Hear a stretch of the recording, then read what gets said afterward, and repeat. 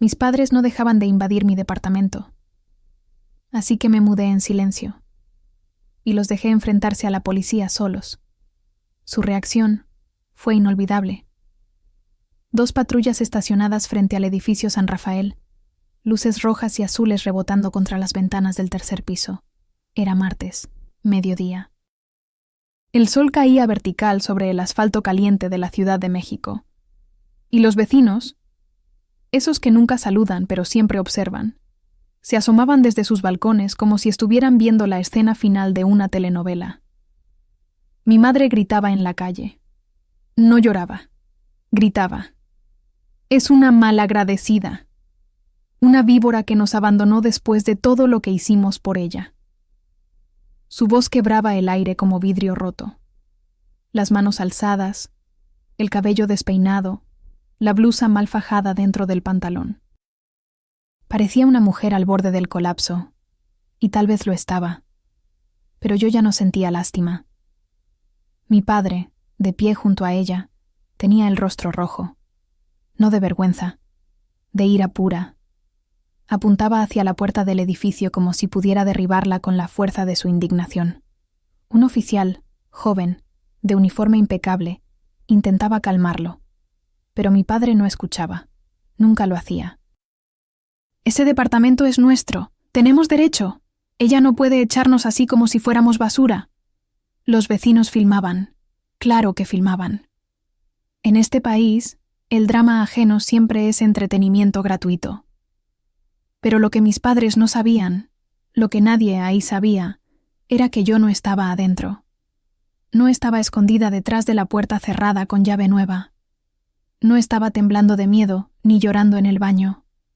Yo estaba a 7 kilómetros de distancia, sentada en la sala de mi nuevo departamento, en un edificio donde ellos jamás me encontrarían, con una taza de café tibio entre las manos, escuchando, a través del teléfono de mi tía Berenice, cada palabra que gritaban. Y por primera vez en mi vida, no sentí culpa. Sentí algo distinto, algo frío, algo que se parecía peligrosamente a la paz, porque esto no fue un arranque de valentía improvisado, no fue una decisión tomada en el calor de una pelea, esto fue planeado, calculado, construido paso a paso durante 6 meses de silencio absoluto, y lo que estaban a punto de descubrir, lo que toda esa familia hipócrita estaba a punto de enfrentar, era algo que yo había guardado durante años. La verdad. Esa verdad que nadie quiere oír, pero que todos merecen conocer. Y créeme cuando te digo esto. Lo que pasó después hizo que todo, cada lágrima tragada, cada insulto callado, cada noche sin dormir, valiera la pena. Pero antes de llegar ahí, necesitas saber cómo empezó todo. Porque esta historia no comenzó con 2 patrullas frente a un edificio. Comenzó mucho antes, en un lugar donde el amor se confunde con el deber, y el deber con la esclavitud. Lo que ellos no sabían era que yo había planeado cada detalle durante meses, y lo que estaban a punto de descubrir los haría caer de rodillas. Porque verás, hay algo que la gente nunca entiende sobre las personas como yo, las que aguantan, las que callan, las que siempre dicen sí cuando deberían decir basta. Nos creen débiles, nos creen tontas, nos creen incapaces de reaccionar. Pero lo que no saben es que cada humillación silenciosa es un archivo guardado en la memoria. Cada lágrima tragada es tinta invisible en un contrato que algún día será leído en voz alta. Cada vez que sonreímos mientras nos destrozan por dentro, estamos tomando nota. Y yo había tomado muchas notas. Durante 10 años, mis padres entraron y salieron de mi vida como si fuera una tienda de conveniencia abierta las 24 horas. Sin aviso, sin permiso, sin respeto. ¿Necesitaban dinero? Ahí estaba Valeria. ¿Querían que les resolviera un trámite? Ahí estaba Valeria. ¿Se les antojaba comida casera a las 11 de la noche? Pues claro, Valeria cocina. Y si alguna vez, alguna maldita vez, me atrevía a decir no puedo, La respuesta era siempre la misma. Después de todo lo que hicimos por ti. Como si el hecho de haberme traído al mundo fuera un préstamo que yo debía pagar con intereses el resto de mi existencia. Pero esta vez, cuando llamaron a mi puerta y no abrí, cuando marcaron mi teléfono y no contesté, cuando fueron al edificio y descubrieron que ya no vivía ahí, esta vez no hubo lágrimas de mi parte. Hubo cálculo, hubo estrategia, hubo justicia, porque lo que mis padres encontraron esa mañana no fue solo un departamento vacío. Encontraron algo mucho peor, la evidencia de su propia crueldad, perfectamente organizada, lista para ser presentada frente a quien hiciera falta. Y cuando el oficial les pidió identificación, cuando les preguntó qué derecho tenían sobre esa propiedad, cuando mi padre, con esa soberbia que siempre lo caracterizó, dijo: «Soy el padre, tengo todo el derecho». Ahí fue cuando todo comenzó a desmoronarse.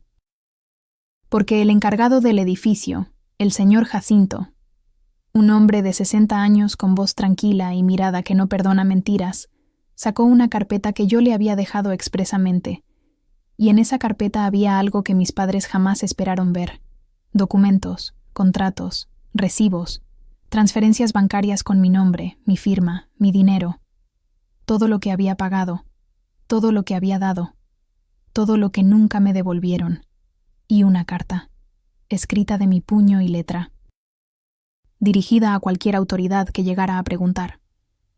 En esa carta decía algo muy simple: mis padres no tienen derecho legal sobre esta propiedad, nunca lo tuvieron. Si están aquí causando problemas, es porque no aceptan que ya no soy su empleada doméstica gratuita. El oficial leyó la carta en voz alta. Mi madre palideció. Mi padre apretó los puños. Y los vecinos dejaron de grabar para escuchar mejor, porque lo que estaba pasando ahí no era solo un drama familiar.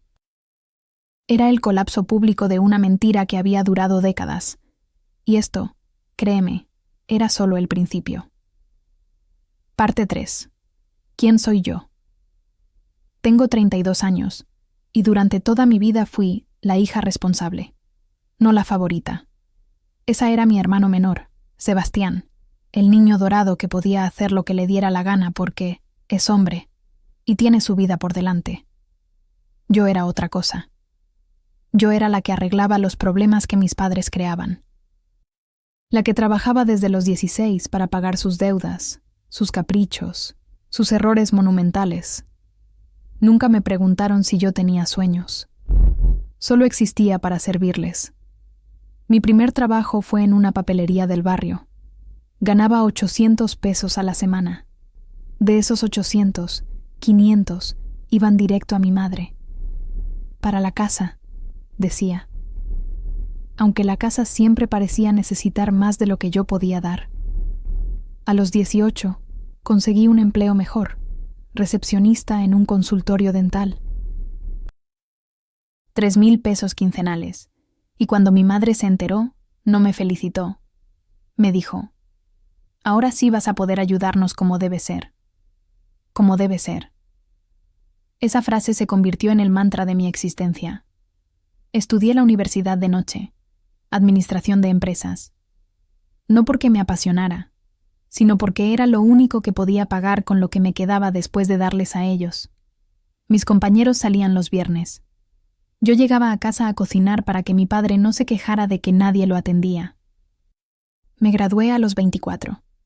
Conseguí un trabajo decente en una empresa de logística. 10,000 pesos al mes. Y por primera vez en mi vida pensé: ahora voy a poder ahorrar. Ahora voy a poder tener algo mío. Ilusa. Porque 2 semanas después de empezar, mi padre llegó a mi trabajo. Sin avisar. En plena jornada. Entró a la recepción como si fuera su oficina y me dijo frente a todos: «Necesito 30,000 pesos. Es urgente». 30,000 pesos.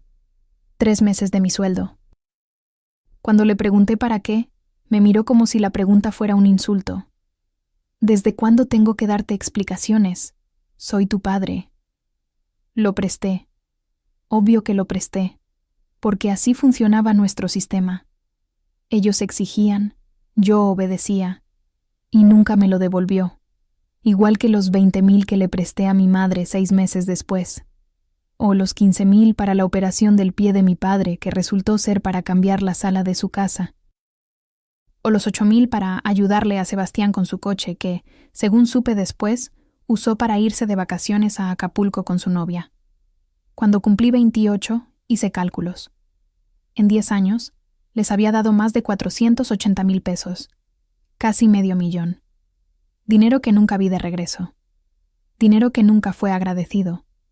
Dinero que, según ellos, yo les debía solo por existir. Y lo peor no fue eso.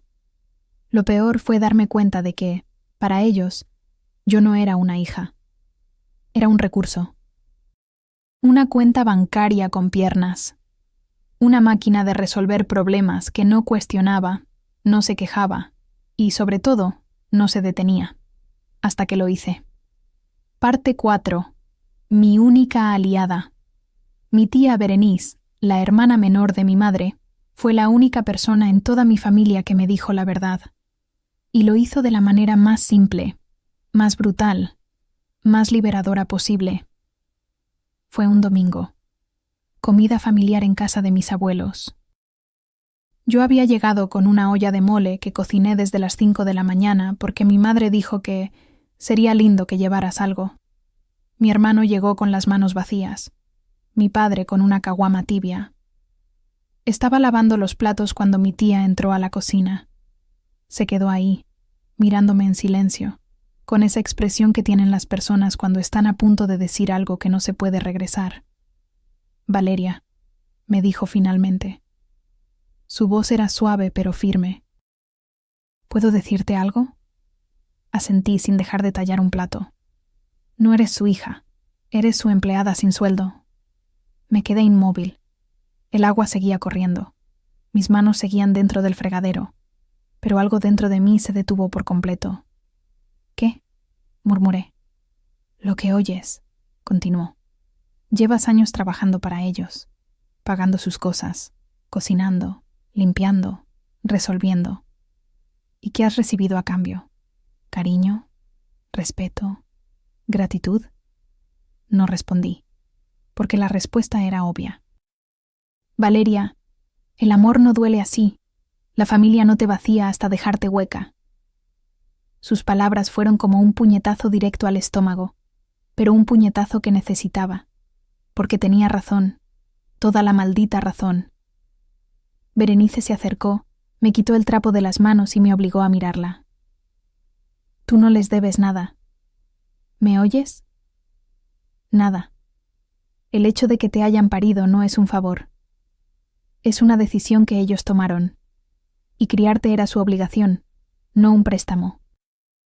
Sentí cómo se me llenaban los ojos de lágrimas. Pero no eran lágrimas de tristeza. Eran de rabia. De años acumulados de tragármelo todo. Pero son mis padres, susurré. Y tú eres su hija, no su esclava. Esa noche, Berenice y yo nos quedamos hablando hasta las 3 de la mañana en su coche estacionado fuera de la casa. Me contó cosas que yo jamás supe. Cómo mi madre siempre había sido así. Manipuladora, demandante, incapaz de ver a los demás como personas completas. Cómo mi padre aprendió de ella y perfeccionó el arte de la culpa. Cuando eras chica, me dijo, yo intenté decirle a tu mamá que te estaba usando. Me respondió, Berenice, tú no tienes hijos. No sabes lo que es criar a alguien malagradecido. ¿Malagradecido? Repetí, incrédula. Sí, porque un día, cuando tenías como 12 años, te negaste a limpiar la cochera porque tenías tarea, y ella lo tomó como una traición. Respiré hondo. Desde ese día, Berenice se convirtió en mi única aliada. La única persona que no me pedía nada, que no esperaba que yo me partiera en pedazos para que ellos estuvieran cómodos. Fue ella quien, meses después, me ayudó a buscar el nuevo departamento, quien me acompañó a abrir una cuenta bancaria que mis padres no conocieran, quien me recordó, cada vez que flaqueaba, que yo merecía vivir sin cadenas. Niña, me decía, el día que te liberes de ellos va a ser el día que empieces a vivir de verdad. Y tenía razón, pero ese día todavía estaba lejos. Porque antes de liberarme, necesitaba ver con claridad lo que siempre había estado ahí. La verdad completa. Y esa verdad era mucho peor de lo que imaginaba. Parte 5. La dinámica tóxica. Mis padres nunca tuvieron llave de mi departamento, pero eso no los detuvo. Cuando me mudé sola a los 29, pensé que finalmente tendría un espacio propio, un lugar donde nadie entrara sin permiso, donde pudiera dormir sin escuchar gritos, donde pudiera existir sin sentirme observada, juzgada, exigida. Qué ingenua fui. La primera vez que golpearon mi puerta fue un martes a las 10 de la noche. Yo acababa de salir de bañarme. Escuché los golpes, fuertes, insistentes, desesperados, y mi primer pensamiento fue: algo pasó. Alguien murió. Abrí en pijama, con el cabello mojado, con el corazón en la garganta. Era mi madre, con 2 bolsas del súper en las manos y una sonrisa que no le llegaba a los ojos. Hija, pasaba por aquí y compré de más. Te traje unas cositas para que no gastes. No pasaba por aquí. Mi edificio estaba a 40 minutos de su casa. Y las cositas eran jitomates medio podridos y una lata de atún abollada. Pero acepté, porque siempre aceptaba. Entró como si fuera su casa. Revisó el refrigerador. Comentó que estaba muy vacío. Se sentó en mi sillón y me dijo: «Ay, hija, qué cansada estoy. ¿No tienes algo de cenar?» Cené parándome a las 11 de la noche. Y cuando se fue, 2 horas después, lo hizo con un billete de 200 pesos que me pidió prestado para el taxi. Nunca me lo devolvió. Esa fue solo la primera vez. Después vinieron los domingos a las 8 de la mañana. Los viernes en la tarde cuando yo apenas llegaba del trabajo. Los sábados cuando tenía amigos en casa y mi padre tocaba el timbre gritando: «Valeria, ábreme, es urgente». Urgente siempre significaba lo mismo. Necesito algo de ti. Dinero, comida. Que les resolviera un trámite, que los llevara a algún lado, que cuidara la casa mientras ellos salían. Y si me negaba, si me atrevía a decir «hoy no puedo», venía la culpa. «Ay, hija, qué raro te has vuelto desde que vives sola. Ya no eres la misma. Antes eras más cariñosa. Uno les da todo y así pagan». Pero lo más retorcido, lo que realmente me destrozaba, era cómo usaban a los vecinos. Porque cuando yo no abría la puerta lo suficientemente rápido, mi madre lloraba en el pasillo. En voz alta, para que todos escucharan: «Valeria, por favor, soy tu madre. No puedo creer que me hagas esto». Como si yo la estuviera torturando. Como si negarme a abrir mi propia puerta a las 11 de la noche fuera un crimen. Y los vecinos, claro, me miraban al día siguiente como si yo fuera el monstruo. «¿Todo bien con tu mamá?», me preguntó la señora del 302 una vez, con ese tono de reproche mal disimulado. Yo solo asentía, sonreía, decía: «Sí, todo bien». Porque explicar la verdad era imposible. Nadie iba a entender. Mi padre, por su parte, usaba otra táctica: la intimidación. Cuando se enojaba porque no le contestaba el teléfono, llegaba al edificio y se plantaba frente a la puerta del lobby hasta que yo bajara. A veces se tardaba horas. Literalmente. Sentado en el escalón de la entrada, fumando, con esa mirada de «vas a tener que salir eventualmente». Y tenía razón, porque yo tenía que ir a trabajar. Tenía que salir a comprar. Tenía que vivir. Entonces bajaba. Y él me decía, con esa voz calmada que era más aterradora que los gritos: «No te estoy pidiendo mucho, Valeria. Solo un poco de respeto». Respeto. Esa palabra viniendo de un hombre que nunca respetó mi espacio, mi tiempo, mi vida. Pero lo peor, lo que realmente me rompió, fue el día que encontré a mi padre intentando forzar mi cerradura. Parte 6. El evento que rompió todo era un miércoles, 3 de la mañana. Yo había trabajado hasta tarde porque teníamos un cierre de mes complicado. Llegué agotada, muerta de sueño, con las llaves en la mano y la mente en blanco. Pero cuando me acerqué a mi puerta, escuché un ruido. Metal contra metal. Un raspado suave pero persistente. Me detuve. El pasillo estaba oscuro. Solo había una luz al final, esa que siempre parpadea y que el encargado nunca arregla. Y ahí, frente a mi puerta, estaba mi padre, de cuclillas, con un desarmador en la mano, intentando abrir la cerradura. Me quedé paralizada. No podía procesar lo que estaba viendo. Era tan absurdo, tan invasivo, tan completamente demencial que mi cerebro se negaba a aceptarlo. «¿Papá?», murmuré. Él se giró, y lo que vi en su rostro no fue vergüenza, fue molestia, como si yo lo hubiera interrumpido en algo importante. «Ah, ya llegaste», dijo, poniéndose de pie con una calma escalofriante. «Bien, ábreme». «¿Qué estás haciendo?». Mi voz sonó más aguda de lo que quería. «Necesito entrar. Tu madre y yo necesitamos un lugar donde quedarnos esta noche». Fumigaron la casa. Fumigaron la casa. Una mentira tan mala que ni siquiera se esforzó en hacerla creíble. «No puedes estar aquí a esta hora», le dije, intentando mantener la voz firme. «Y definitivamente no puedes intentar abrir mi puerta sin mi permiso». «Ay, Valeria, no exageres. Soy tu padre. No es como si fuera un extraño». «No tienes derecho». «¿Derecho?». Se rió. Una risa seca, amarga. «Niña, todo lo que tienes es gracias a nosotros. Este departamento, tu trabajo, tu ropa, todo. Así que sí tengo derecho». Me miró directo a los ojos.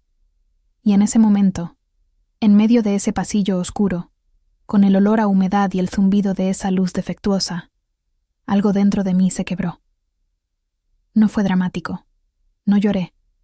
No grité. Simplemente se rompió, como un plato que cae al suelo y ya no se puede reparar. «Vete», dije. Mi voz era plana, sin emoción. «¿Qué?».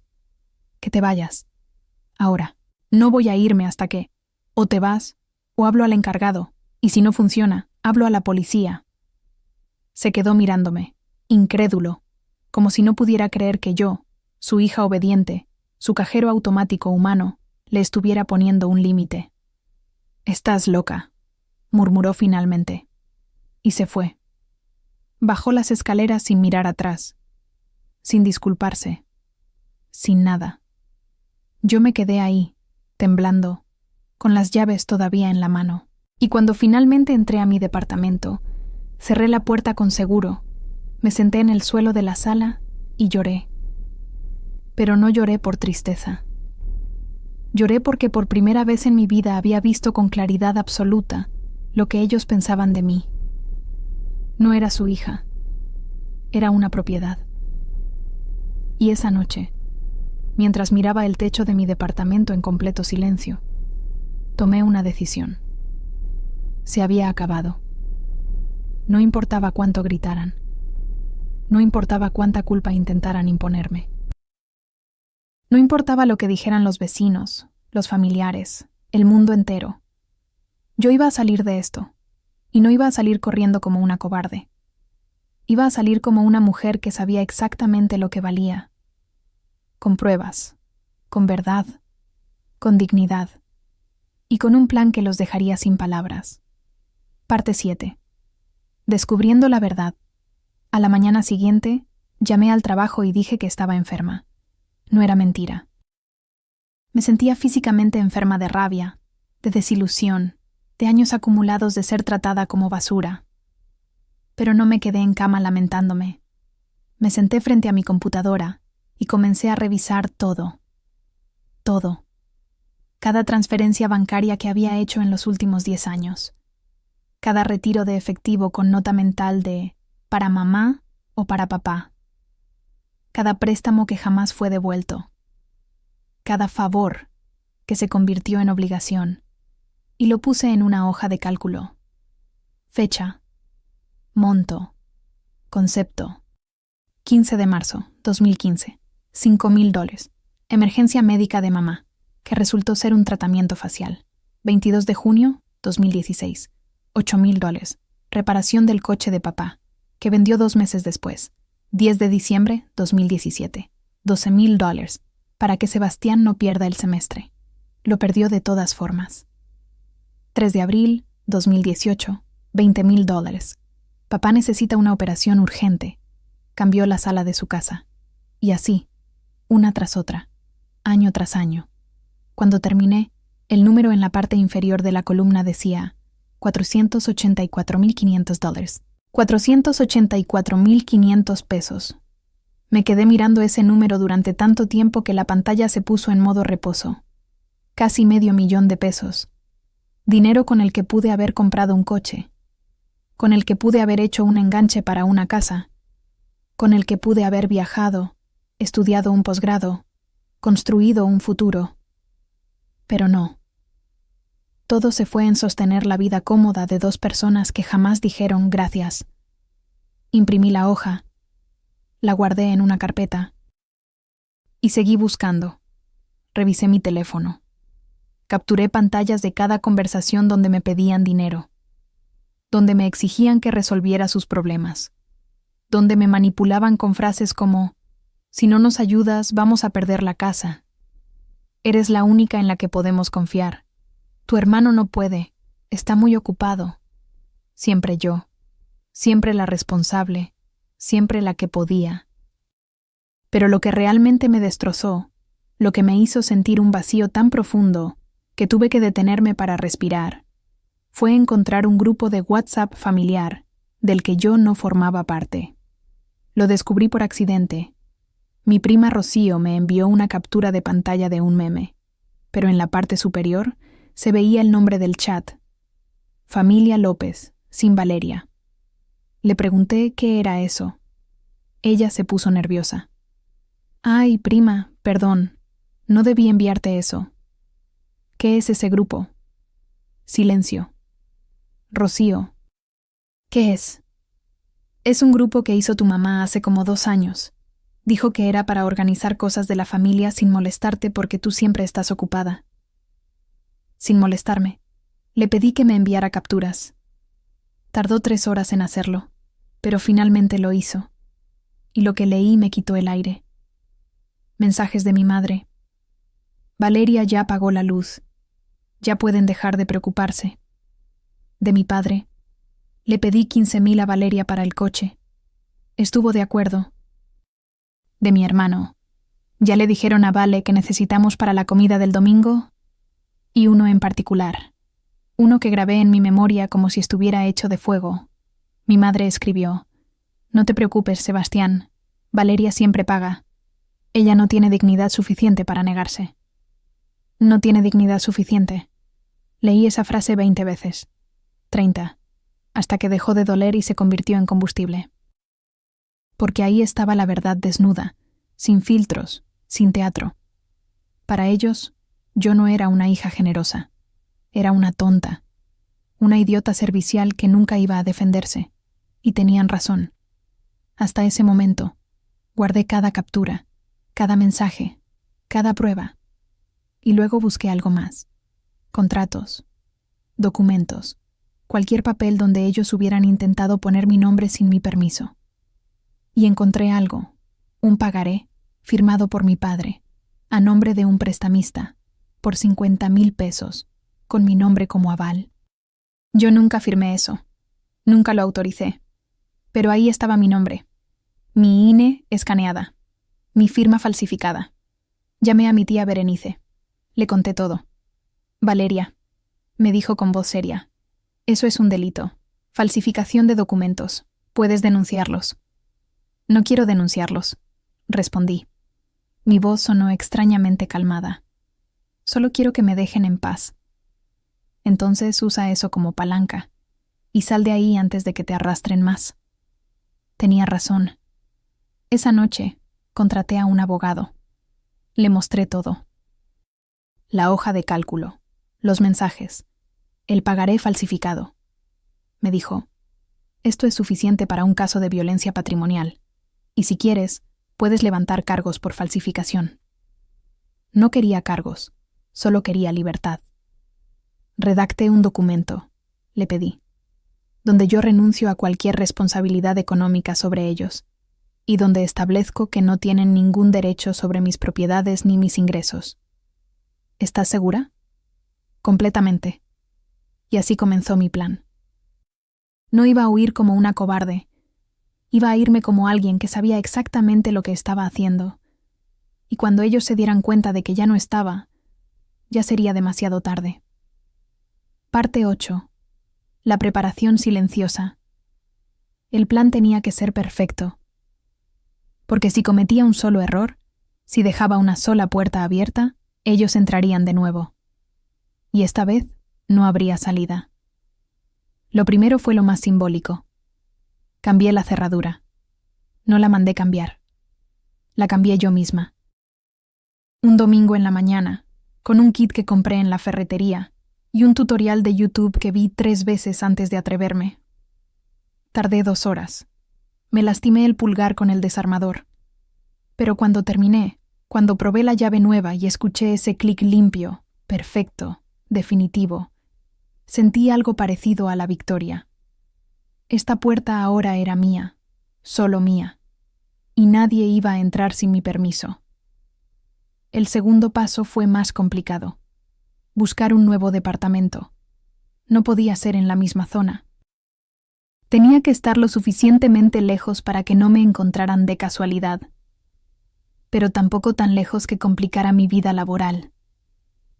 Mi tía Berenice me acompañó. Vimos 7 opciones en 2 semanas. Algunos estaban bien, pero eran caros. Otros eran accesibles, pero estaban en zonas donde no me sentía segura. Y uno, el que casi tomo por desesperación, tenía un encargado que me recordó demasiado a mi padre. Finalmente encontré el indicado. Un edificio pequeño en la colonia Narvarte. 3er piso, con ventanas que daban a una calle tranquila, un portón con clave digital, y un encargado, don Felipe, que me miró a los ojos y me dijo: «Aquí no entra nadie sin autorización de los inquilinos, ni familia, ni amigos, nadie». Firmé el contrato esa misma tarde, y durante 2 meses pagué 2 rentas, la del departamento viejo, donde mis padres seguían llegando sin avisar, y la del nuevo, donde nadie sabía que yo existía. Fui moviendo mis cosas poco a poco, una caja cada semana. Primero lo esencial, documentos, computadora, ropa de trabajo. Luego lo sentimental, fotos, libros, la cobija que me regaló mi abuela antes de morir. Y finalmente, lo innecesario pero preciado, las plantas, la lámpara que compré con mi primer sueldo, el espejo que encontré en un mercado de pulgas. Todo lo que era mío de verdad. Lo que me quedaba en el departamento viejo eran solo muebles baratos y trastes despostillados. Cosas que podían reemplazarse. Cosas que no me dolería perder. Paralelamente, abrí una cuenta bancaria nueva, en un banco diferente, sin tarjeta física, solo digital. Transferí todos mis ahorros ahí, y dejé en la cuenta vieja, la que mis padres conocían, solo lo suficiente para que no sospecharan. 3.000 pesos. También cambié mi número de teléfono, pero no se lo dije a nadie. Mantuve el viejo número activo, con un teléfono barato que dejé en el cajón del nuevo departamento, solo para monitorear, para saber cuándo llamaban, qué decían, qué planeaban. Porque necesitaba anticiparme. Necesitaba saber el momento exacto en que descubrirían que ya no estaba. Mi abogado, el licenciado Montoya, redactó 3 documentos. El primero, un escrito donde yo, Valeria López Hernández, renunciaba formalmente a cualquier obligación económica o moral sobre mis padres y hermano. El segundo, una solicitud formal al encargado del edificio viejo para que no permitiera el acceso de ciertas personas, con nombres y apellidos completos de mis padres. El tercero, Una carta dirigida a cualquier autoridad que eventualmente se presentara en el edificio, explicando la situación y adjuntando copias de todas las pruebas. ¿Estás segura de esto?, me preguntó el licenciado cuando le entregué las fotos del pagaré falsificado. Completamente. Podrías proceder legalmente. Tienes pruebas suficientes. No quiero arruinarles la vida, respondí. Y era verdad. Solo quiero que me dejen vivir la mía. Él asintió. Está bien. Pero si cambian las cosas, si te buscan o te amenazan, con esto puedes defenderte. Guardé los documentos en una carpeta café. La dejé en la oficina del licenciado y una copia en el nuevo departamento. Escondida. A salvo. Y finalmente llegó el último paso. La despedida. No a ellos. Ellos no merecían despedida, sino al lugar, al edificio donde viví 3 años, donde intenté construir algo parecido a la paz, y nunca lo logré porque ellos siempre estuvieron ahí, tocando, exigiendo, invadiendo. La última noche, caminé por cada habitación vacía. Pasé la mano por las paredes. Miré por la ventana hacia la calle donde tantas veces vi llegar a mi padre con esa expresión de «me debes algo». Y no sentí nostalgia. Sentí alivio. Al día siguiente, un sábado por la mañana, dejé las llaves en la oficina del encargado. Le entregué la carpeta al señor Jacinto. Le expliqué todo. Y le pedí un favor. Si vienen mis padres, déles esta carta. Y si insisten, si hacen escándalo, si intentan forzar la entrada, llame a la policía. Él me miró con una mezcla de lástima y respeto. ¿Está segura, señorita Valeria? Nunca he estado más segura de nada. Y me fui, sin mirar atrás, sabiendo que lo que venía iba a doler, que iba a ser feo, que iba a haber gritos y acusaciones y drama público, pero también sabiendo que, por primera vez en mi vida, yo tenía el control. Y ellos estaban a punto de aprender una lección que jamás olvidarían. Parte 9. La gran escena pública del caos. Tardaron 4 días en darse cuenta. 4 días de paz absoluta. Sin golpes en la puerta. Sin llamadas a las 3 de la mañana. Sin mensajes exigiendo que resolviera algo urgente que, inevitablemente, solo era urgente para ellos. Pero el martes por la tarde, mi tía Berenice me llamó. «Ya saben», dijo. Su voz sonaba tensa. «Tu mamá acaba de llamarme. Está furiosa». «¿Qué le dijiste?» «Nada. Le dije que no sabía dónde estabas». Me colgó gritando que toda la familia era una basura. Me reí. No pude evitarlo. «¿Te parece gracioso?», preguntó Berenice, aunque su tono dejaba claro que ella también encontraba cierta ironía en todo esto. «No. Me parece liberador».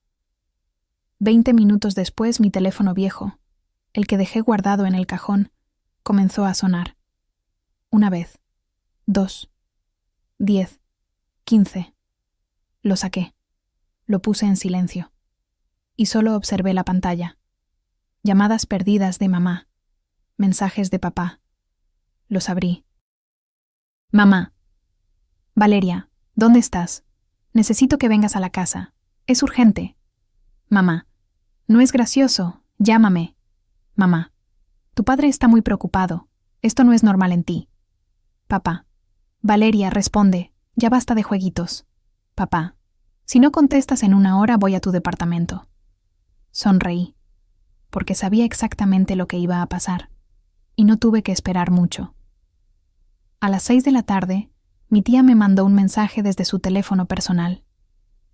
«Están en tu edificio. Tu papá está gritando». Los vecinos salieron a ver. 10 minutos después, me mandó una foto. 2 patrullas estacionadas frente al edificio San Rafael. Luces encendidas. Gente asomada en las ventanas. Y ahí, en medio de la calle, mi madre. Con las manos en la cabeza, gritando. «Es una malagradecida, una víbora que nos abandonó después de todo lo que hicimos por ella». Mi padre estaba junto a ella, rojo de ira, señalando hacia el edificio como si pudiera demolerlo con la mirada. El encargado, el señor Jacinto, estaba hablando con un oficial. Tranquilo.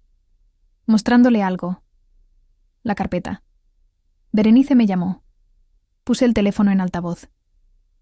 Valeria, tu mamá está diciendo que tú las abandonaste, que eres una desgraciada, que te llevaste cosas de ellos. No me llevé nada que fuera de ellos. Lo sé, pero ella está montando un show. Los vecinos están grabando. Que graben. ¿Estás segura? Berenice, esto es exactamente lo que necesitaba. Déjalos que se expongan solos. Y eso fue lo que pasó. Porque cuando el oficial le pidió a mi padre que mostrara algún documento que probara que tenían derecho a entrar al departamento, él no tenía nada. Soy el padre.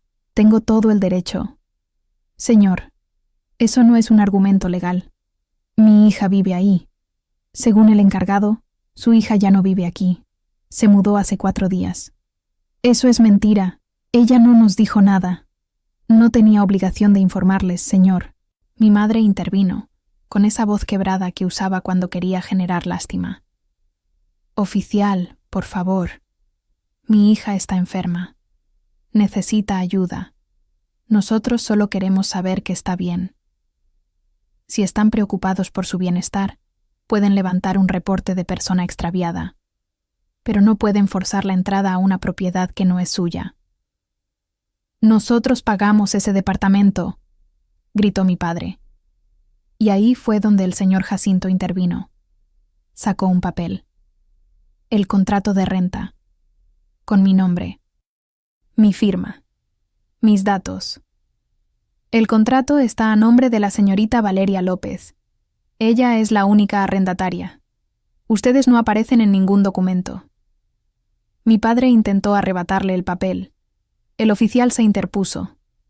Señor, cálmese o voy a tener que pedirle que se retire. Esto es un abuso. Ella es nuestra hija. Le hemos dado todo. El oficial, un hombre joven con expresión cansada, suspiró. Mire, entiendo que sea su hija, pero ella es adulta. Tiene derecho a su privacidad y a decidir dónde vive. Si ustedes tienen un problema familiar, resuélvanlo en privado. No aquí. No nos está contestando el teléfono. Eso tampoco es un delito. Mi madre comenzó a llorar. No eran lágrimas reales. Eran las lágrimas que usaba cuando necesitaba que alguien la rescatara. Las mismas que usó cuando le pedí que me devolviera los 20,000 pesos que le presté. Las mismas que usó cuando le dije que no podía cuidarles la casa un fin de semana porque tenía planes. Pero esta vez, nadie la rescató. Los vecinos miraban con una mezcla de curiosidad y juicio. Algunos murmuraban. Otros grababan descaradamente con sus teléfonos. Y yo, a 7 kilómetros de distancia, sentada en mi nuevo sofá, con una taza de té en las manos, veía todo a través de las actualizaciones de mi tía. Tu papá acaba de intentar entrar por la fuerza, me escribió. El oficial lo detuvo. Le dijo que si lo intentaba de nuevo, lo iba a arrestar. Tu mamá está diciendo que tú les robaste dinero. El encargado acaba de sacar otra carpeta. No sé qué tiene ahí, pero tu papá se puso blanco.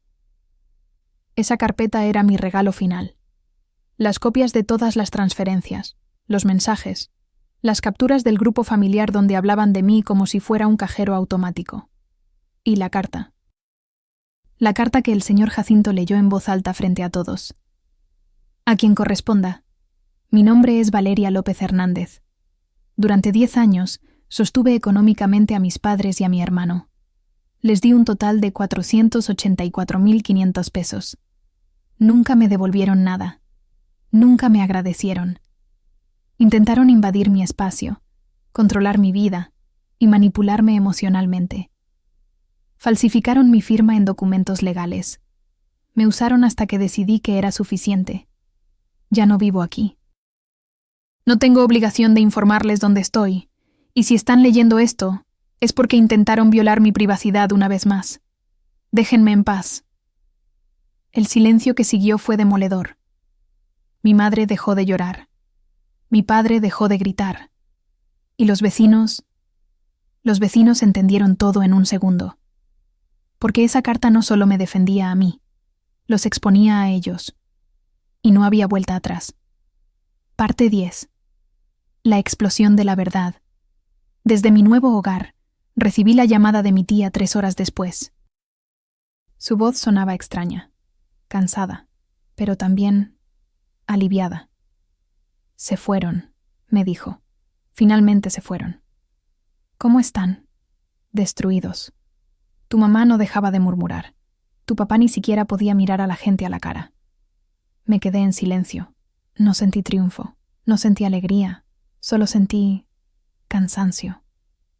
¿Qué hago ahora?, pregunté, aunque la pregunta era más para mí misma que para ella. Ahora descansas, respondió Berenice, y los dejas que enfrenten las consecuencias de lo que hicieron. Pero descansar no fue tan fácil, porque a la mañana siguiente comenzaron los mensajes familiares. Primero fue mi hermano Sebastián. Valeria, ¿qué hiciste? Mamá está llorando. Papá no quiere salir de su cuarto. ¿Era necesario humillarlos así? No respondí. Luego mi prima Rocío. Prima, sé que tus papás se pasaron, pero esto ya fue demasiado. La familia está hablando. Tampoco respondí. Y finalmente, mi madre. Desde el teléfono de una vecina, porque yo ya no tenía su número en mi teléfono nuevo. Valeria, soy tu madre. Por favor, hablemos. Esto se salió de control. Podemos arreglarlo. Esa vez sí respondí. No hay nada que arreglar. Yo no hice nada malo. Ustedes lo hicieron. Durante años. Y ya no voy a ser parte de eso. Pero somos tu familia. Familia es la que te cuida, la que te respeta, la que no te usa. ¿Te dimos todo? No, yo les di todo. Y ustedes nunca dieron nada más que exigencias. Hubo un silencio largo. Podía escuchar su respiración entrecortada. ¿Entonces así va a ser?, preguntó finalmente. ¿Nos vas a abandonar? No los estoy abandonando. Estoy salvándome. Y colgué. Bloqueé el número. Y finalmente, silencio. Pero el silencio no duró mucho. Porque 2 semanas después, cuando pensé que todo había terminado, sucedió algo que no esperaba. Mi tía me llamó de nuevo. Esta vez, su voz sonaba diferente, urgente. Valeria, necesitas oír esto. ¿Qué pasó? Tu mamá y tu papá están llamando a toda la familia, diciendo que tú los robaste, que les quitaste dinero, que eres una desgraciada que los abandonó cuando más te necesitaban. Me reí. Una risa seca. Claro, ahora soy yo la mala. Pero eso no es todo, continuó Berenice. Están diciendo que el departamento donde vivías era de ellos, que tú solo lo usabas y que te llevaste cosas que les pertenecían. Eso es mentira. Lo sé, pero la familia les está creyendo, o al menos algunos. Necesitas hacer algo. ¿Qué quieres que haga? Di la verdad, completa, con pruebas. Respiré hondo. Sabía que esto iba a pasar. Sabía que intentarían voltear la narrativa, convertirse en las víctimas, hacerme ver como la villana. Pero yo tenía algo que ellos no tenían. La verdad. Documentada, respaldada, irrefutable. Así que hice algo que nunca pensé que haría. Envié un mensaje al grupo familiar principal. Ese donde estaban todos. Tíos, primos, abuelos. El mensaje decía: Hola a todos. Sé que han estado escuchando cosas sobre mí, y creo que merecen saber la verdad completa. Y adjunté un archivo PDF.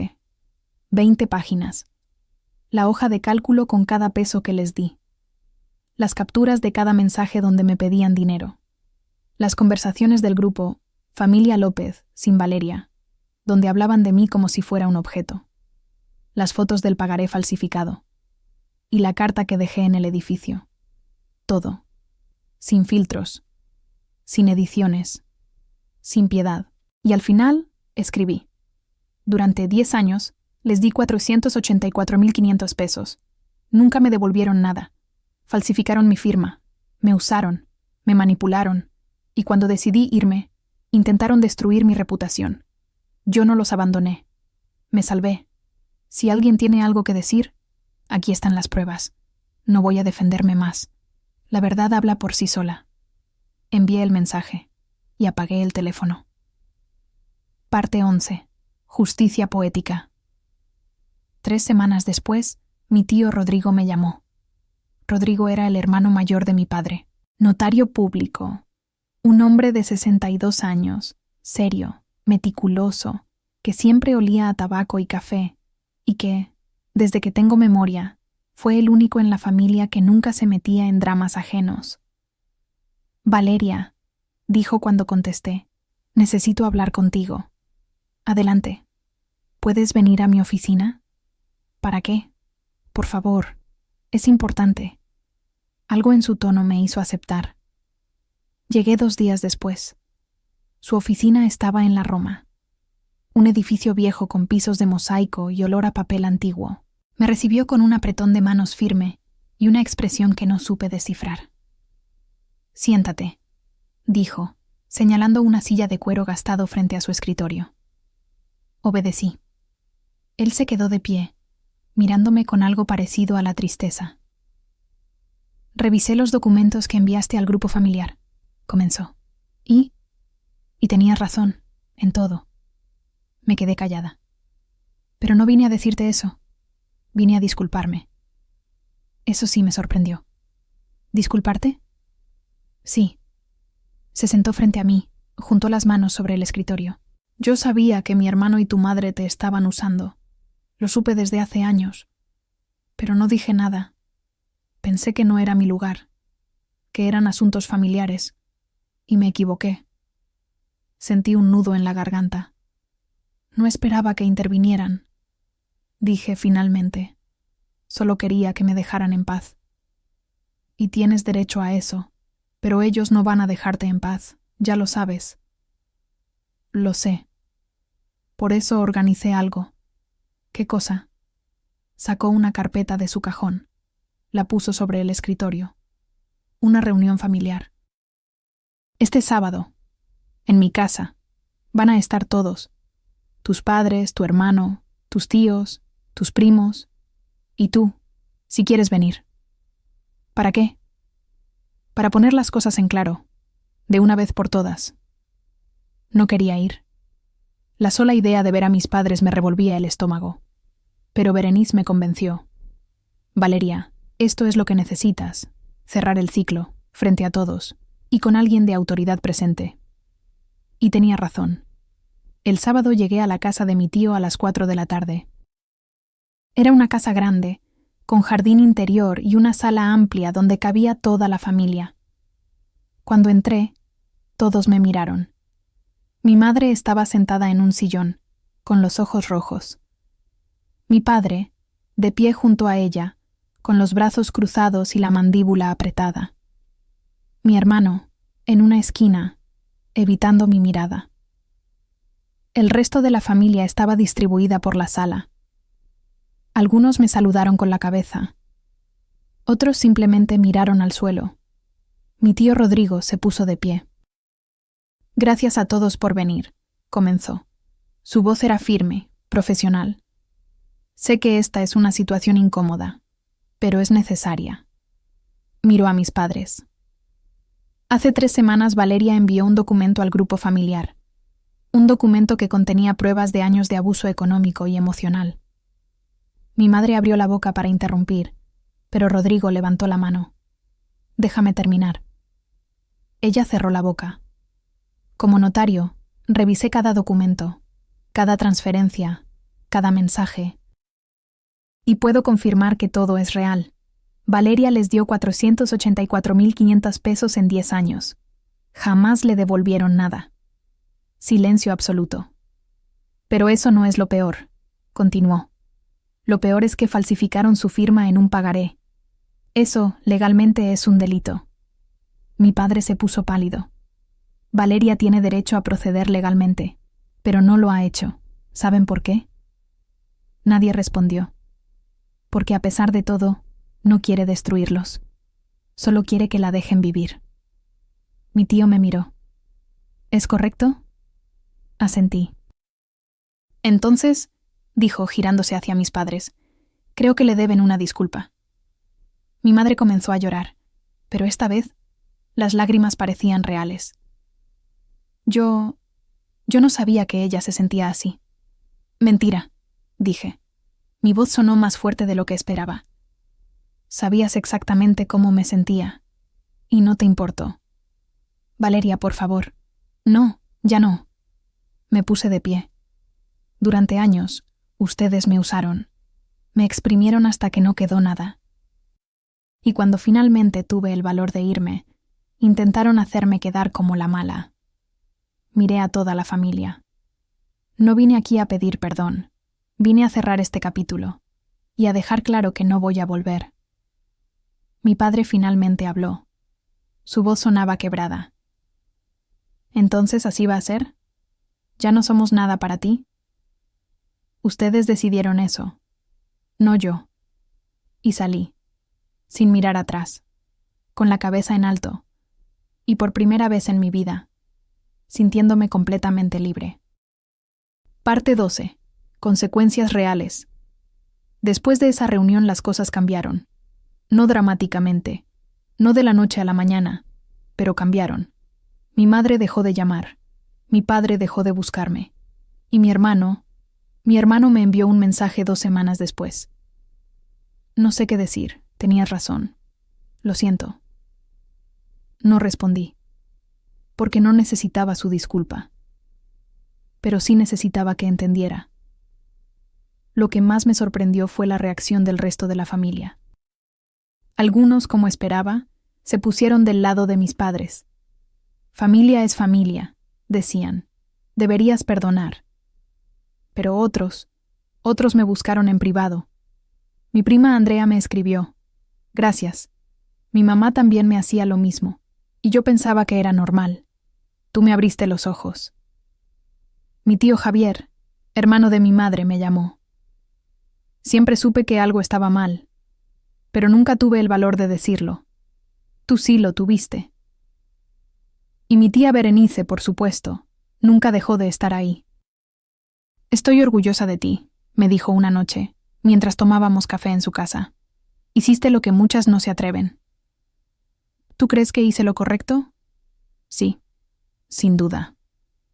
Aunque haya dolido. Especialmente porque dolió. Los meses pasaron.